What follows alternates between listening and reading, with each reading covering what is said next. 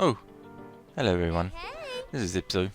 I'm just going to do another video real quick and show everyone, because I don't know, a lot of people seem to ask this question, so I thought I might as well make a video on this. But I'm going to show you how and where to farm endgame weapons. Yeah, like the only weapons you will ever need for the rest of the game, with the exception of longswords, which have very specific enemies that drop them. I'm going to show how you farm your endgame weapons of all the other weapon types. So first of all, to do this easily, I highly recommend that you already have an Ares 90. And some of you might be against having an Ares 90 because it's powerful, but it's really impossible to deny that the Ares 90 makes farming for not only your augments but just certain tyrants a lot easier. And if you are against getting the Ares 90, then you're probably going to want to have a really good ground build, and I do have such a thing for taking out tyrants, but I'm just going to use the Ares 90 for simplistic purposes. Or maybe I'll do it with both. So first, what you're going to want to do is you're going to want to invite AI characters to your party that use the weapon that you want. So let's say I want to find some dual swords. So Elma uses dual swords, so I'm going to grab her. Nice pose. Stay sharp. So let's add Elma to my team.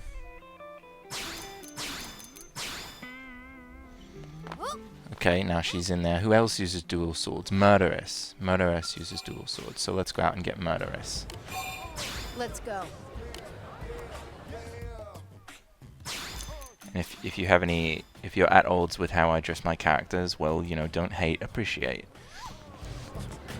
So Fog is in the residential district, so Deliverance Park would be the closest travel point. It's probably my favorite Mel character to party with, by the way. I just think he's cool looking. Oops. Okay, so now that I have 4 characters in my party that use dual swords, oh, actually I'm not a dual sword class, but for the sake of the video, I don't need to be. You get what I mean. I would be a full Metal Jaguar if I'm farming for dual swords. So now, step 2 is you're going to check the ground gear of all your characters. You're going to want them all in full treasure center gear, like this. See? So I've got them in full treasure center. You can actually buy a full set of treasure center gear from the shop in the administrative district where you buy, you know, where you buy gear. So you're going to want to buy the level 55 version of the gear set for every single one of the people in your party. So what you're looking for is the level 55 Candid and Credible gear set. Oh, so actually my Fog is naked at the moment, so I'm just going to deck him out in that gear set. Let's do... So all you have to do is press left twice, and that's the set. So left twice, equip. Left twice, equip. Anything else? Did I miss anything? Okay, so now Fog is fully equipped in Treasure Center gear. The whole party is. So now there are 2 places that you can farm endgame weapons, and they're both Sphinx Tyrants.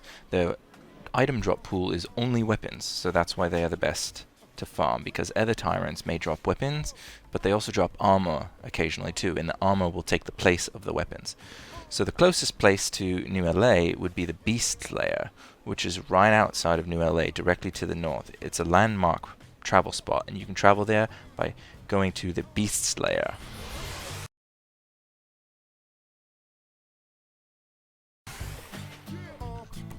So unfortunately, Sphinx Tyrants, both of them, both Feliciano and Dervis, who I'm going to show you right now, are only available during the day, and it doesn't look like it's daytime, so I'm going to have to go and change it to daytime real quick just to make sure that they appear. So I'm going to walk up to the time changer, and let's make it early morning, okay? Just the earliest possible, so you have as much time to farm as possible. Now for those of you with an Ares 90, it does make it a lot easier to put as much Thyroid XX augments on your Ares 90 as possible so you kill them quickly. Dervis has an evasion buff he will pop when he gets low health if you don't kill him quickly enough, and that can be frustrating. And Feliciano has a whole different kind of mechanic which can be frustrating if you don't kill her quickly enough. So here's Dervis, I call him Dervis. This is Dervin. He is the Primordia Sphinx, and he only drops weapons. So let's kill him real quick and we can see what he drops.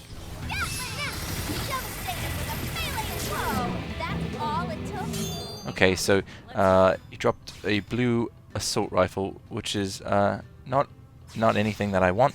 It probably dropped an assault rifle because I'm currently the drifter class right now, so I probably added into the pool of weapons he's going to drop for us. So you're just going to exit Skell, return to Skell, and he will respawn. And there he is. He always starts at the foot of the cave and then he walks in, so you can actually just get him before he gets anywhere. So he's dead again, and this time he dropped a green shield. I don't know why, because none of the people in the party are using shields, but when you have the people in your party using the weapon you like, it doesn't completely 100% ensure that you're going to get weapons of the type you want. Sometimes other things can drop. It just increases the likelihood, and Treasure Sensor increases the likelihood of things being higher rarity and of things dropping more often. So this is the first tyrant you would farm for weapons. Now if he's not your cup of tea, there's another tyrant in Oblivia you can farm who also drops weapons, and now I'm going to go to him right now. So the landmark you're going to port to in Oblivia is the Sea Whisper Valley. It's way to the east, and it's right below FN Site 321. So I'm going to port to Sea Whisper Valley here.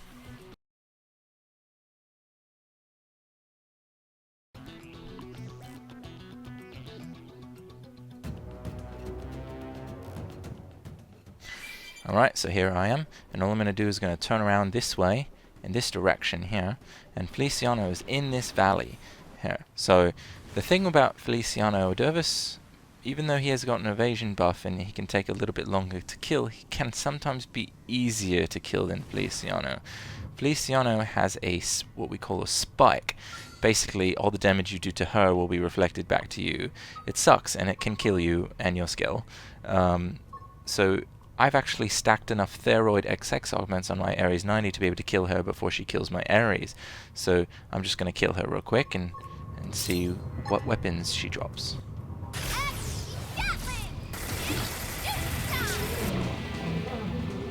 Okay, so she dropped a ray gun, which also is not any of the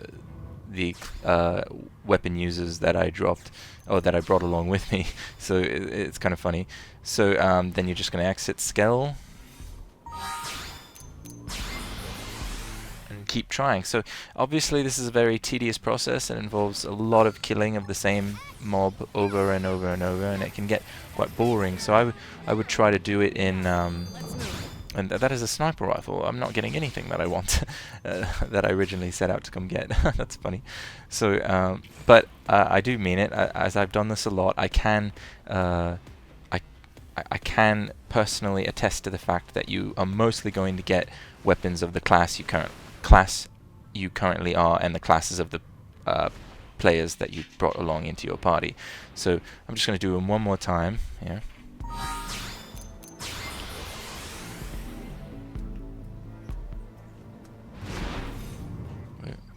Where'd he go? Oh, sometimes it takes a while for him to spawn up. So let's kill him real quick. Maybe actually a dual sword this time, huh? I see he almost killed me with the spike.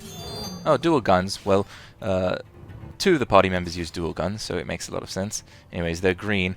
What you're actually looking for is the prime versions, which are gold. They come with 3 traits, and I'm not gonna lie, all of my stuff is prime that I use is gold, but it's very true that it took a lot of time and effort to farm up weapons with the traits that I prefer, and armor. And I'll make another video later going into where to get certain pieces of armor and stuff like that. So anyway, that was this is pretty much how you farm endgame weapons for your character. This is the best 2 tyrants to farm for weapons. They only drop weapons, they don't drop armor. If you need to farm weapons, kill these 2 tyrants. Anyways, that's all for now. See you later.